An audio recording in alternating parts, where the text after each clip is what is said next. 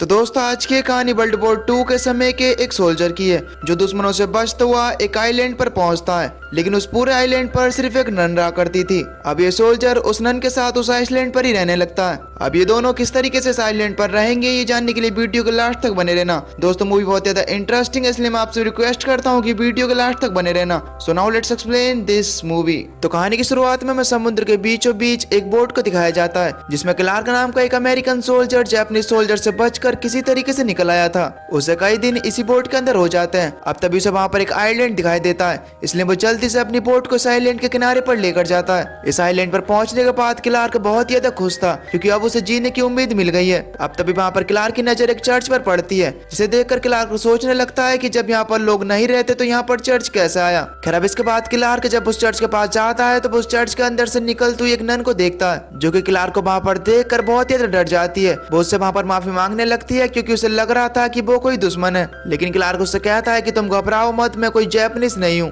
खैर अब इसके बाद वो नन उसे अपने चर्च के अंदर बुलाती है जहाँ पर वो उसे बताती है कि मेरा नाम एंजेला है, वो एक सिस्टर है। यहाँ पर एंजेला क्लार्क को अपनी कहानी बताने लगती है और कहती है कि मेरे साथ के लोग इस टापू पर सभी लोगों को अच्छी राह दिखाने के लिए आए थे, लेकिन जब वो यहाँ पर पहुंचते हैं तो उन्हें यहाँ पर मिलते हैं जापानीज सोल्जर। इसके बाद जापानीज लोग उन्हें बंदी बना लेते हैं, लेकिन जब मैं आइलैंड पर पहुंचती हूँ तो वो उससे पहले हमारे लोगों को यहाँ से ले जा चुके थे और इसके बाद से उनका कुछ भी पता नहीं चला। कुछ लोगों का तो ये भी मानना है कि सभी सिस्टर्स को उन लोगों ने बेच दिया। अब क्योंकि मैं इस आइलैंड पर अकेली आई थी तो इस वजह से मुझे यहाँ पर बचाने के लिए कोई भी नहीं आया। मेरे साथ के लोगों को ये लगने लगा था कि मुझे भी अपने सोल्जर्स किडनैप कर ले गए, इसकी वजह से मुझे यहाँ पर कोई भी बचाने के लिए नहीं आया और जब से मैं यहाँ पर अकेली ही रह रही हूँ। इसके बाद यहाँ पर क्लार्क भी उसे अपनी स्टोरी बताना शुरू करता है। वो उसे बताता है कि वो एक अमेरिकी मरीन है, उसके सिर पर जापानीज लोगों ने हमला कर दिया लेकिन वो किसी तरीके से वहां से निकल कर आ गया। क्लार्क उससे कहने लगता है कि मैं तो पूरी तरीके से अचंभित हूँ कि तुम यहाँ पर अकेली जिंदा कैसे रही। खैर अब कुछ देर बाद वो लोग अपने लिए कुछ खाने के लिए ढूंढने लगते हैं, जिसमें क्लार्क उसकी मदद करता है और वो एक पेड़ पर चढ़कर नारियल तोड़ता है और इसके बाद वो नारियल को नन को दे देता है। इसी दौरान क्लार्क को वहां पर एक गुफा भी दिखाई देती है, लेकिन वो उस गुफा के अंदर किसी और दिन जाएगा। फिलहाल उसे एनर्जी के लिए अब कुछ है भी खाना चाहिए, नारियल से तो उसका पेट नहीं भरेगा। और तभी अचानक से समुद्र के अंदर एक टर्टल दिखाई देता है, इसलिए वो जल्दी से अपनी बोट को लेकर एंजेला के साथ उस समुद्र के अंदर जाता है। अब दोनों ही उस टर्टल के पीछे पीछे जाते हैं, लेकिन उस टर्टल को पकड़ना उन दोनों के लिए बिल्कुल भी आसान नहीं होता, लेकिन क्लार्क किसी तरीके से उस टर्टल को पकड़ ही लेता है। इसके बाद वो दोनों उस टर्टल को पकाकर खाते हैं। अब खाना खाते समय क्लार्क उसे अपने बारे में बताता है कि वो एक अनाथ है और वो 14 सालों तक एक अनाथालय में ही रहा था, लेकिन इसके बाद उसने आर्मी ज्वाइन करने का फैसला किया क्योंकि वो अपने देश के लिए कुछ करना चाहता था। इधर वो नन भी क्लार्क से कहती है कि वो भी अनाथ है, लेकिन उसे हमेशा से गॉड के करीब रहना पसंद था, इस वजह से उसने नन बनने का फैसला किया ताकि वो सभी लोगों को अच्छी राह दिखा सके। वो उसे बताती है कि मुझे इस काम में बहुत ज्यादा खुशी मिलती है। यहाँ पर क्लार्क उसे फ्लर्ट करने की भी कोशिश करता है, लेकिन इस चीज को वो इग्नोर कर देती है। इसके बाद इन दोनों को आसमान के अंदर कुछ दिखाई देता है जो कि जापानीज लोगों के फाइटर प्लेन है। उन दोनों को किसी भी तरीके से उनसे बचना है, वरना अगर वो दोनों उन्हें दिख गए तो ये दोनों ही मारे जाएंगे। इसलिए क्लार्क नन को उस गुफा के बारे में बताता है जो कि उसने आज सुबह ही देखी थी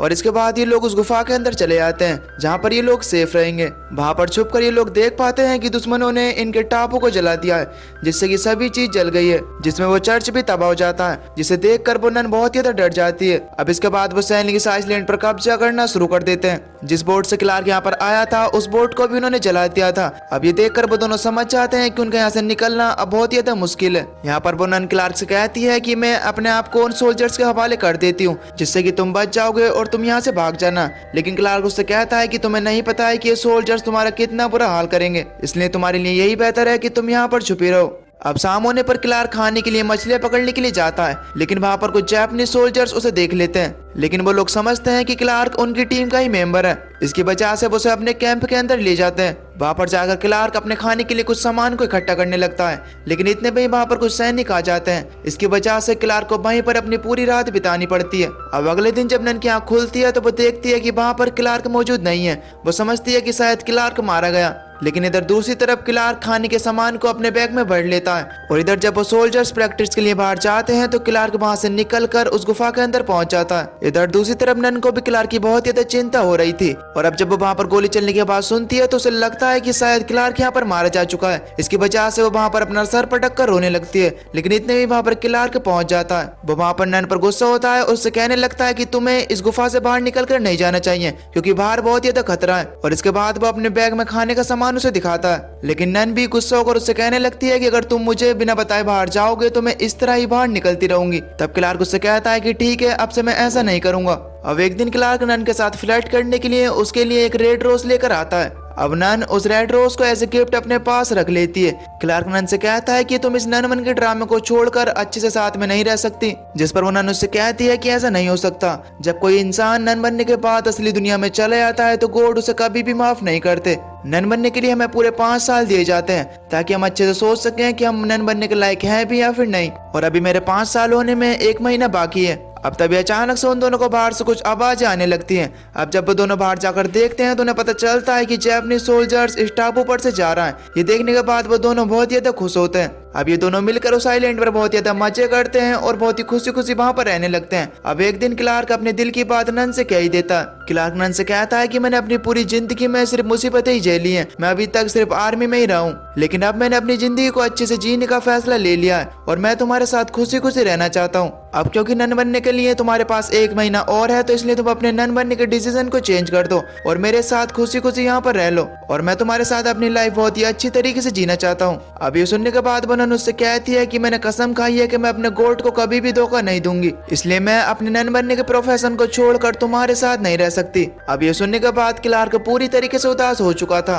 और इसके बाद वो समुद्र के किनारे जाकर खड़ा हो जाता है। अब इसके बाद क्लार्क के पास वो नन पहुंचती है, जहाँ पर क्लार्क उससे कहता है कि शायद तुम्हारा फैसला सही है, क्योंकि मैं अपना ज्यादातर समय बॉर्डर के पास ही रहूंगा। अब क्योंकि मेरा ज्यादातर समय बॉर्डर पर ही रहेगा, इसकी वजह से तुम्हें पता नहीं चल पाएगा कि मैं जिंदा हूँ या फिर मर गया, इसलिए तुम्हारा फैसला सही है। अब उस रात जब वो दोनों खाना खा रहे होते हैं तो तभी क्लार्क के हाथ एक जैपनीज ड्रिंक लग जाती है, जिसे पीने के बाद क्लार्क पूरी तरीके से आउट हो चुका था। वहाँ पर क्लार्क बहुत ही अजीब अजीब हरकतें करने लगा था और वो ऐसी बातें कहता है जो कि आज तक उसने नहीं कही। वो वहाँ पर एंजेला को उल्टा सीधा कहने लगता है, जिसकी वजह से एंजेला उससे डर जाती है और वहाँ से भाग जाती है और वह जंगल में ही पहुंचकर वहाँ पर अपनी पूरी रात बिताती है। अब अगली सुबह जब क्लार्क उठता है तो उसे एंजेलिना कहीं पर भी नहीं मिलती, इसलिए वो एंजेला को ढूंढते ढूंढते जंगल में पहुंचता है, जहाँ पर उसे एंजेलिना जंगल में बेहोश हालत में पड़ी थी। उसके कपड़े पानी की वजह से भीग गए थे, इसलिए वो उसे जल्दी से उठाकर कैंप के अंदर लाता है। लेकिन इधर हमें पता चलता है कि वो जैपनीज सोल्जर्स वापस से उस टापू पर आ गए, इसलिए क्लार्क उसे उस गुफा के अंदर लेकर जाता है। यहाँ पर उसे गर्म कपड़ों की जरूरत थी।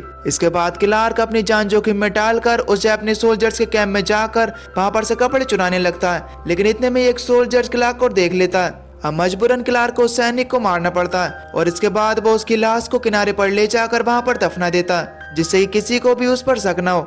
अब इसके बाद वो उन कपड़ों को नन के पास लेकर आता है और फिर वो उन कपड़ों को नन को पहना देता है। अब जब अगली सुबह नन की आंख खुलती है तो वो अपने आप को देखकर हैरान हो जाती है कि आखिर उसके कपड़े किसने बदले, और तभी वो अपने पास क्लार्क को बैठे हुए देखती है। क्लार्क उसे बताता है कि उसकी मरने वाली हालत हो गई थी, इसकी वजह से उसने उसके कपड़े चेंज किए। यहाँ पर क्लार्क उस दिन के लिए उसे माफी मांगता है। क्लार्क उससे कहने लगता है कि जो भी कुछ मैंने कहा मैंने अनजाने में कहा, मैं रियल में तुमसे ऐसा कुछ भी नहीं कह सकता। और इसके बाद वो नन भी उसे माफ कर देती है। अब थोड़ी देर बाद बाहर से गोलियों की आवाज आने लगती है। क्लार्क नन को बताता है कि अब दोबारा से यहाँ पर जैपनीज सोल्जर्स आ चुके हैं, इसकी वजह से हमें दोबारा से यहीं पर छुप कर रहना होगा। क्लार्क जब बाहर निकल कर देखता है तो उसे चारों तरफ आग जलती हुई दिखाई देती है। दरअसल अब उन जैपनीज सोल्जर्स को पता चल चुका था कि उनके साथ का एक मेंबर मारा जा चुका है। इसकी वजह से वो उस कातिल को पूरे टापू पर ढूंढने लगते हैं और अब वो धीरे धीरे सभी जगह पर उसे ढूंढ रहे हैं और अब वो लोग किसी भी हालत में उसे मार कर रहेंगे।